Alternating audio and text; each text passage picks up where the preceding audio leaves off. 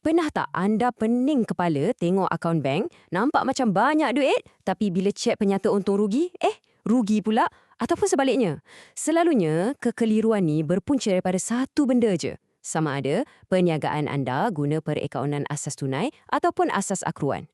Hari ni, kita akan bongkar perbezaan dua benda ni supaya anda betul-betul faham cerita sebenar di sebalik nombor-nombor bisnes anda. Okey, jom kita terus masuk ke satu situasi. Bayangkan anda baru je siapkan satu projek besar, dah hantar invoice dekat klien, rasa lega. Soalannya, dari segi buku kira-kira, duit tu dah boleh kira sebagai hasil ke belum? Jawapannya bergantung. Dan inilah teka-teki utama yang akan kita selesaikan hari ini. Okey, ini dia perjalanan kita untuk kupasan kali ni. Mula-mula, kita sentuh pasal isu waktu. Timing tu penting. Lepas tu, kita masuk ke dunia asas tunai yang simple. Kemudian, kita tengok pula gambaran yang lebih besar dengan asas akruan. Akhir sekali, kita bandingkan kedua-duanya supaya anda boleh pilih mana yang paling ngam untuk anda. Jom kita mula. Jadi, kita patah balik pada soalan pasal invoice tadi. Jawapan sama ada anda dah rekod hasil tu ataupun belum, semuanya bergantung pada bahasa perakaunan yang anda pakai.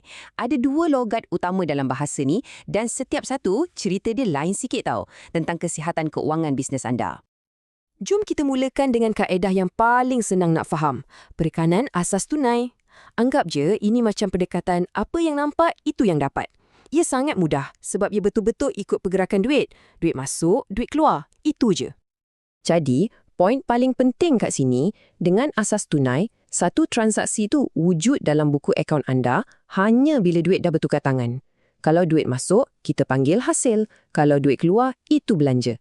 Senang macam tengok baki akaun bank. Kalau duit ada kat situ, kita kira. Kalau tak ada, kira macam tak pernah jagi pun dalam rekod.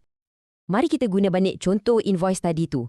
Dengan asas tunai, anda siapkan kerja, tak ada rekod apa-apa lagi, anda hantar invoice pun sama, senyap je dalam buku akaun. Tapi, bila klien dah bayar dan duit tu ting masuk dalam akaun anda, masa itulah baru anda rekod sebagai hasil. Kan senang dan jelas? Sekarang, jom kita beralih ke kaedah yang menceritakan kisah yang lebih lengkap, lebih mendalam. Asas akruan.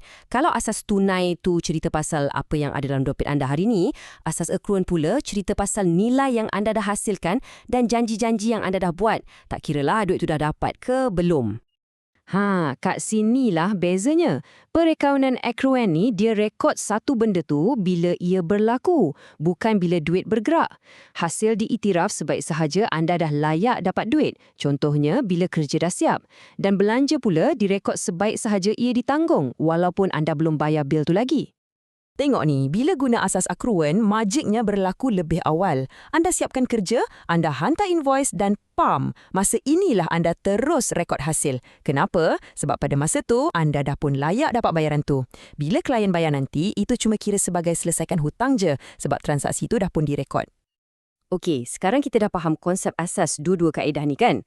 Apa kata kita letak dua-dua ni sebelah menyebelah dan kita bedah siasat perbezaan utama satu persatu. Ini akan bantu kita nampak dengan lebih jelas macam mana pilihan kaedah ni boleh bagi gambaran keuangan yang berbeza.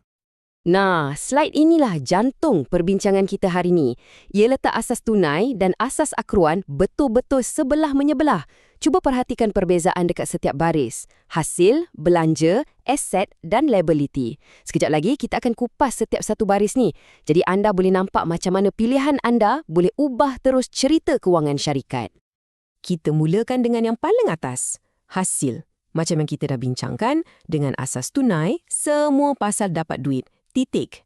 Tapi dengan asas accrual, ia pasal bila anda dah layak dapat hasil tu. Inilah yang menjawab soalan kita awal-awal tadi. Kalau anda guna asas accrual, anda dah pun dapat hasil sebaik sahaja invoice dihantar. Benda yang sama terpakai untuk belanja. Dalam dunia asas tunai, belanja tu wujud bila anda keluarkan duit, bayar bil. Tapi dalam asas accrual, belanja direkod bila anda terima barang atau servis tu walaupun anda bayar 30 hari kemudian. Cara ni bagi gambaran kos sebenar yang lebih tepat, jadi anda boleh buat keputusan bisnes yang lebih bijak. Sekarang, cuba fikir pasal semua invoice yang anda dah hantar tapi klien belum bayar lagi. Kalau ikut asas tunai, duit ni macam gaib, tak wujud. Tapi, asas akruan iktiraf duit ni sebagai aset yang kita panggil hasil belum terima. Ini penting sebab ia tunjukkan nilai sebenar yang syarikat anda dah jana, bukan setakat tunai dalam tangan je. Begitu juga dengan liability. Asas akruan menjejaki belanja belum bayar. Maknanya bil-bil yang anda kena bayar. Ini bagi gambaran yang lebih jujur tentang hutang piutang anda. Asas tunai tak tunjuk benda ni, yang mana boleh buat anda rasa macam anda banyak duit, padahal sebenarnya banyak bil yang menunggu untuk dibayar. Dan ini membawa kita ke kesimpulan paling penting, cara kira untung. Asas tunai kira untung berdasarkan duit masuk tolak duit keluar. Simple. Manakala asas akruan pula, dia padankan hasil yang anda dapat dengan belanja yang anda buat untuk dapatkan hasil tu. Ini memberikan gambaran keuntungan sebenar perniagaan anda. Jadi, lepas tengok semua perbezaan ni, soalan besarnya, kaedah mana yang patut anda guna? Sebenarnya tak ada jawapan betul atau salah pun. Ia bergantung sepenuhnya pada saiz, kerumitan dan matlamat bisnes anda sendiri. Ini ringkasannya. Asas tunai ni memang best sebab ia ringkas, mudah dan bagus untuk tengok cash flow. Sangat sesuai untuk bisnes kecil atau freelancer. Sebaliknya, asas akruan, walaupun lagi rumit sikit, ia bagi gambaran keuntungan jangka panjang yang lebih tepat. Inilah standard untuk syarikat besar dan apa yang bank atau pelabur nak tengok.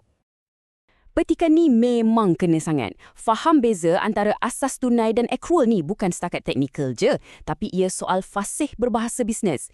Pilih bahasa yang betul akan menentukan sejauh mana jelasnya cerita keuangan anda boleh disampaikan.